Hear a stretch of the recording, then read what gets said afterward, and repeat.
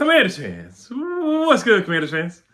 I love this pick, Jacory Croskey. Merritt is Jacory Croskey Merritt. I'm gonna just call him JCM right now. I'm gonna call him JCM, but he's a dog out of Arizona. His really New Mexico and Arizona. His contact balance is crazy. Like, look at the first game.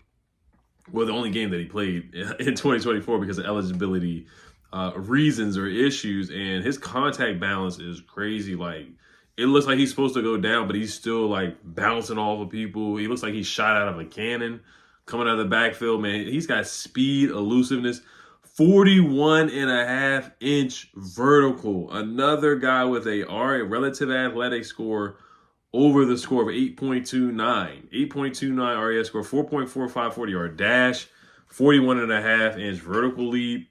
He had a heck of a pro day as well. And then in the East-West Shrine Bowl, in that game, I just saw somewhere he had a really, really good game in the East-West Shrine Bowl as well. He had 11 carries for 97 yards and 2 touchdowns. And that was big for him because, he didn't get to play all year. So he had to show out in that game and showcase that he still had something in the juice, something left in the tank. And this is good. Basically, he took a year off. So he has fresh legs.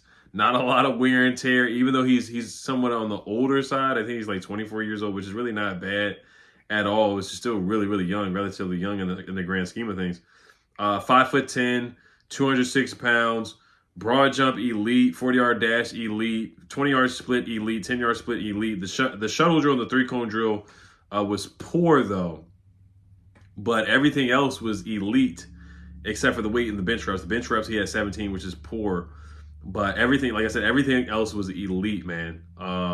You look at some of the numbers, too. Like in the one game that he did play, which was against New Mexico, which was the team that he transferred from, which was somewhat of a revenge game. Like, you can see he was turned up. After every first down, he was teed up, turned up. They beat New Mexico 61-39. He had 13 carries for 106 yards and 8 yards per carry, 1 touchdown, 0 catches for 0. He has 0 catches, though. I think he can do – I think he can catch out of the backfield, too. I think he can be a nice receiving back, too, honestly. I think he can be very versatile. He only had 7 catches for 72 yards with New Mexico in 2023. But if you look at 2022 – he had 13 catches for 167 yards. He had a couple games with at least 45 receiving yards. He had 3 games with at least 45 receiving yards in 2022.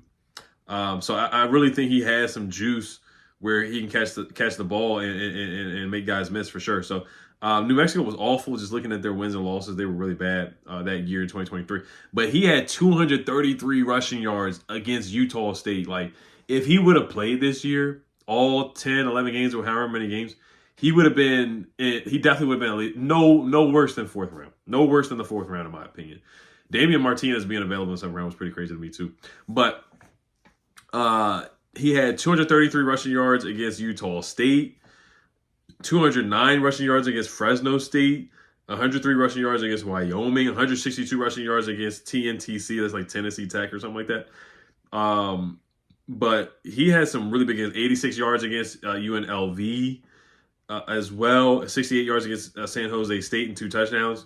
So he had some really big games. When you get 200 rushing yards in a game, back-to-back games to finish the season in 2023, that's pretty insane, man. But he's a tough runner. I've seen some people had a 3rd-round grade on him. I think it was either not Dane Brooke, it was the Goat House. He said, I have a round 3 grade on JCM, but but him dropping doesn't surprise me one bit. Played 1 game this year and is 24 years old. I think it's pretty easy to see the guy can play, though.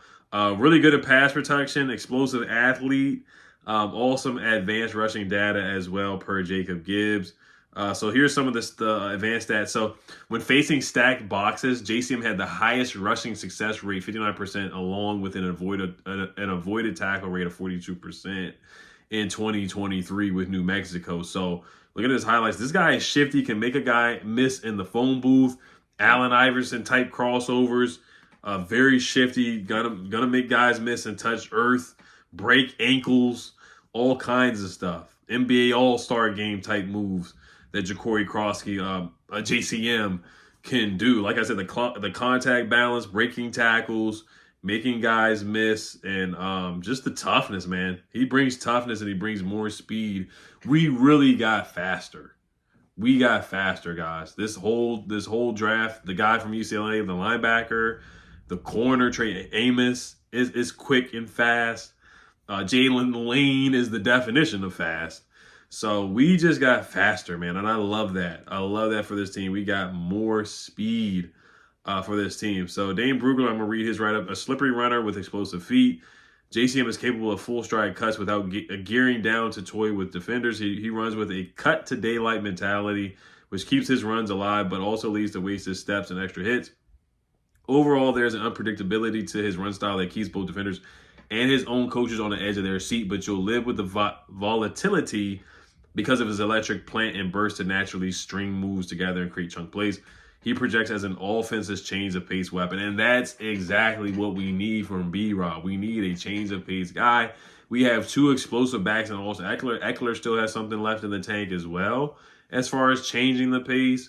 But I think as far as a runner, a guy that we want to give more carries to, JCM is a guy that we want to do that. And Eckler will most likely be there on third downs just to switch it up here and there. He may get a carry on second down here and there. But for the most part, JCM is a guy that you can give carries on first down, and he can take on that wear and tear. And you know, I'm not calling it Jahmyr Gibbs and David Montgomery, but this can be our version of it. And this can help Jaden out a lot in the RPOs, the zone reads, where we can have a guy who is a home run hitter and take some of the weight and wear and tear off of B-Rob's shoulders and also Jaden's shoulders too. So then you can mix in Jeremy McNichols here and there and Chris Rodriguez at certain times and whatnot throughout the season. So I love this pick of JCM. He kind of is a secret weapon, man. Like me and Louis and of course Rico and Rio were talking about it. Like Louis was like, people found out about him, so he may not be there. But thank goodness he was still there. Thank goodness he was still there because, you know, me and Louis and Rico and Rio talked about how much of a dog JCM is. And people were getting hip to him, and we did bring him in for a top 30 visit. I did see that. We had a couple visits where top 30 visit with him, and they liked him a lot. And I was like, who is this guy? I never really heard of him. Of course, I heard of the usual suspects like Travion Henderson and Mario Hampton and Devin Neal and Scatabo and all the big name guys, Damian Martinez and Dylan Sampson or RJ Harvey. And then later in the process, I learned about this guy, JCM, and I watched that one game that he had against New Mexico. And I was like, this guy can ball. And I looked at just more stuff on him. This guy's a baller, man. He's a baller. We got a dog, man. We got a dog for sure. So let me look up Jacory, the write-up for him on NFL Draft, and then I'll wrap it up. And then I'm going to be back here pretty soon with some more UDFA videos. I really hope they sign Gabe Taylor as a UDFA. That would be really, really, really good. I would love that. Projected to be a 5th-round pick for JCM. So strengths are reads defenses to second level and quickly processes responds. Outstanding stop, cut, and accelerate mechanism to elude in tight spaces. Runs with block anticipation in the field for cutting off the blocker's hip. Maybe Shiloh Sanders. We might sign him. We'll see. Able to snap off one-cut runs at crisp angles. Delivers force into contact without losing base balance. That's what I told you. That's what I'm talking about. He has really, really good contact balance. Really good. Highly competitive. Finishes squeeze every yard from the run. All right, you guys.